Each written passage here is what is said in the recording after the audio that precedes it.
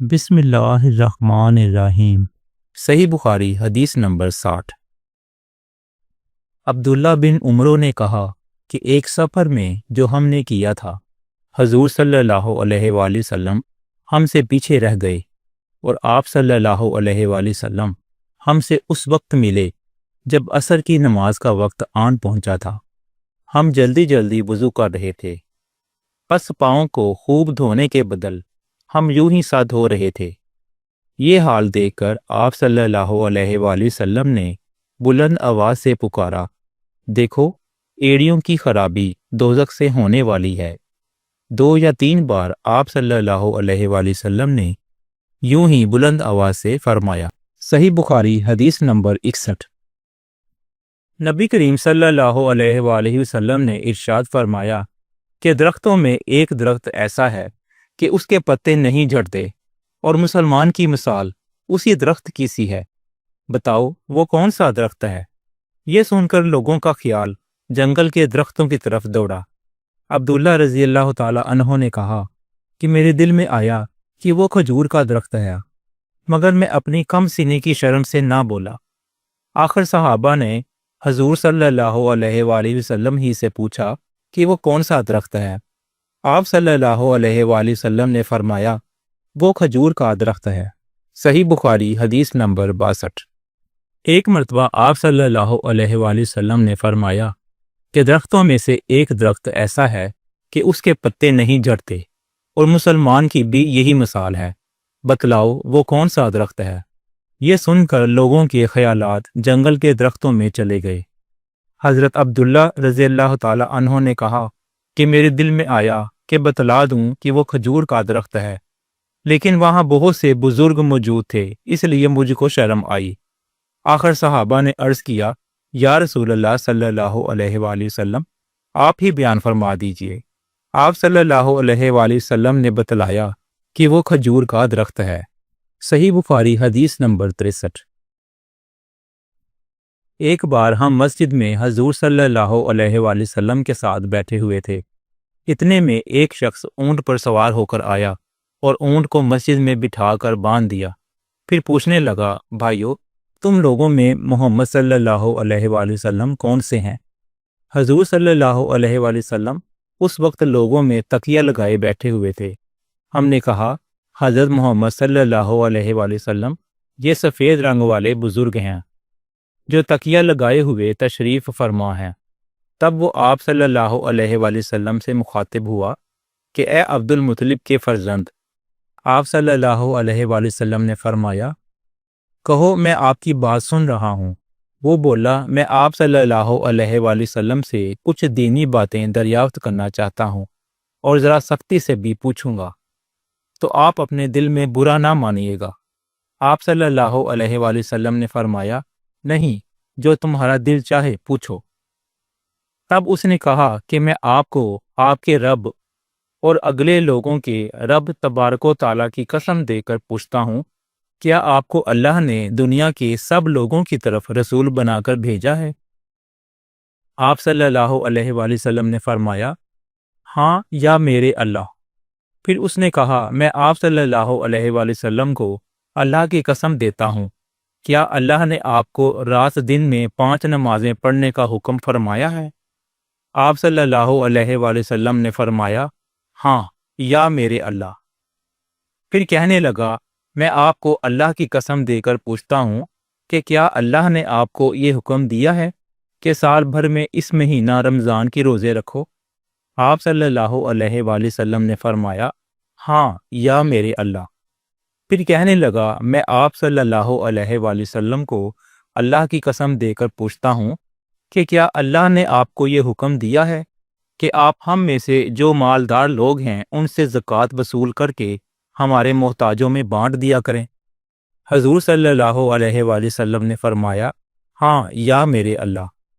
تب وہ شخص کہنے لگا، جو حکم آپ صلی اللہ علیہ وآلہ وسلم اللہ کے پاس سے لائے ہیں، میں ان پر ایمان لایا، اور میں اپنی قوم کے لوگوں کا جو یہاں نہیں آئے ہیں بھیجا ہوا آیا ہوں۔ میرا نام زمام بن ثعلبہ ہے، میں بنی سعد بن بکر کے خاندان سے ہوں۔ صحیح بخاری حدیث نمبر 64۔ رسول اللہ صلی اللہ علیہ وآلہ وسلم نے ایک شخص کو اپنا ایک خط دے کر بھیجا اور اسے یہ حکم دیا کہ اسے حاکم بحرین کے پاس لے جائے۔ بحرین کے حاکم نے وہ خط کسریٰ کے پاس بھیج دیا۔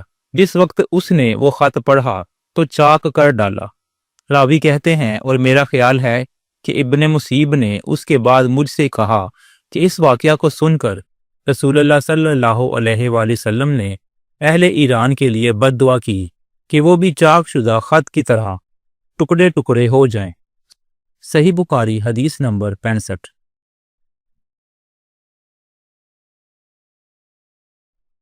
رسول اللہ صلی اللہ علیہ وآلہ وسلم نے کسی بادشاہ کے نام دعوت اسلام دینے کے لیے ایک خط لکھا یا لکھنے کا ارادہ کیا تو آپ صلی اللہ علیہ وآلہ وسلم سے کہا گیا کہ وہ بغیر مہر کے خط نہیں پڑھتے، یعنی بے مہر کے خط کو مستند نہیں سمجھتے۔ تب آپ صلی اللہ علیہ وآلہ وسلم نے چاندی کی انگوٹھی بنوائی جس میں محمد رسول اللہ کندہ تھا۔ گویا میں آج بھی آپ صلی اللہ علیہ وآلہ وسلم کے ہاتھ میں اس کی سفیدی دیکھ رہا ہوں۔ شعبہ راوی حدیث کہتے ہیں کہ میں نے قتادہ سے پوچھا کہ یہ کس نے کہا کہ اس پر محمد رسول اللہ کندہ تھا؟ انہوں نے جواب دیا انس رضی اللہ تعالی عنہ نے۔ صحیح بخاری حدیث نمبر 66۔ ایک مرتبہ رسول خدا صلی اللہ علیہ وآلہ وسلم مسجد میں تشریف فرما تھے اور لوگ آپ صلی اللہ علیہ وآلہ وسلم کے ارد گرد بیٹھے ہوئے تھے کہ 3 آدمی وہاں آئے۔ ان میں سے 2 رسول اللہ صلی اللہ علیہ وآلہ وسلم کے سامنے پہنچ گئے اور ایک واپس چلا گیا۔ راوی کہتے ہیں کہ پھر وہ دونوں رسول اللہ صلی اللہ علیہ وآلہ وسلم کے سامنے کھڑے ہو گئے۔ اس کے بعد ان میں سے ایک نے جب مجلس میں ایک جگہ کچھ گنجائش دیکھی تو وہاں بیٹھ گیا، اور دوسرا اہل مجلس کے پیچھے بیٹھ گیا، اور تیسرا جو تھا وہ لوٹ گیا۔ تو جب رسول اللہ صلی اللہ علیہ وآلہ وسلم اپنی گفتگو سے فارغ ہوئے تو صحابہ رضی اللہ عنہم سے فرمایا کیا میں تمہیں 3 آدمیوں کے بارے میں نہ بتاؤں؟ تو سنو، ان میں سے ایک نے اللہ سے پناہ چاہی، اللہ نے اسے پناہ دی، اور دوسرے کو شرم آئی تو اللہ بھی اس سے شرمایا کہ اسے بھی بخش دیا، اور تیسرے شخص نے منہ موڑا تو اللہ نے بھی اس سے منہ موڑ لیا۔ صحیح بخاری حدیث نمبر 67۔ ایک دفعہ رسول اللہ صلی اللہ علیہ وآلہ وسلم اپنے اونٹ پر بیٹھے ہوئے تھے اور ایک شخص نے اس کی نکیل تھام رکھی تھی۔ آپ صلی اللہ علیہ وآلہ وسلم نے پوچھا آج یہ کون سا دن ہے؟ ہم خاموش رہے حتیٰ کہ ہم سمجھے کہ آج کے دن کا آپ کوئی دوسرا نام اس کے نام کے علاوہ تجویز فرمائیں گے۔ پھر آپ صلی اللہ علیہ وآلہ وسلم نے فرمایا کیا آج قربانی کا دن نہیں ہے؟ ہم نے عرض کیا بے شک۔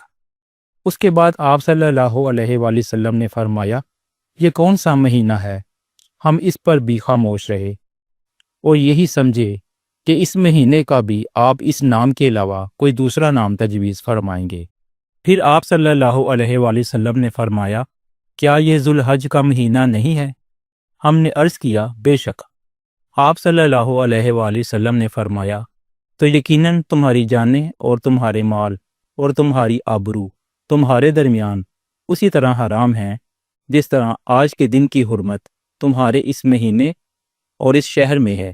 پس جو شخص حاضر ہے اسے چاہیے کہ غائب کو یہ بات پہنچا دے، کیونکہ ایسا ممکن ہے کہ جو شخص یہاں موجود ہے وہ ایسے شخص کو یہ خبر پہنچائے جو اس سے زیادہ حدیث کا یاد رکھنے والا ہو۔ صحیح بخاری حدیث نمبر 68۔ عبداللہ بن مسعود رضی اللہ تعالی عنہ سے روایت ہے رسول اللہ صلی اللہ علیہ وآلہ وسلم نے ہمیں نصیحت فرمانے کے لیے کچھ دن مقرر کر دیے تھے، اس ڈر سے کہ کہیں ہم تنگ نہ ہو جائیں۔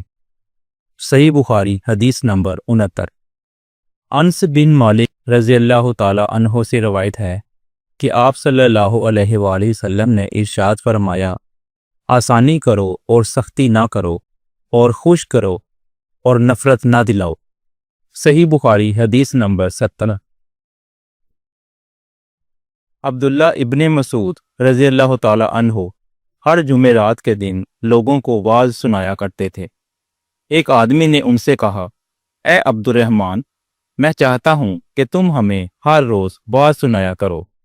انہوں نے فرمایا، تو سن لو کہ مجھے اس امر سے کوئی چیز ماننے ہے تو یہ ہے کہ میں یہ بات پسند نہیں کرتا کہ کہیں تم تنگ نہ ہو جاؤ، اور میں واعظ میں تمہاری فرصت کا وقت تلاش کیا کرتا ہوں، جیسا کہ رسول اللہ صلی اللہ علیہ وآلہ وسلم اس خیال سے کہ کہیں ہم تنگ نہ ہو جائیں، بعض کے لیے ہمارے اوقات فرصت کا خیال رکھتے تھے۔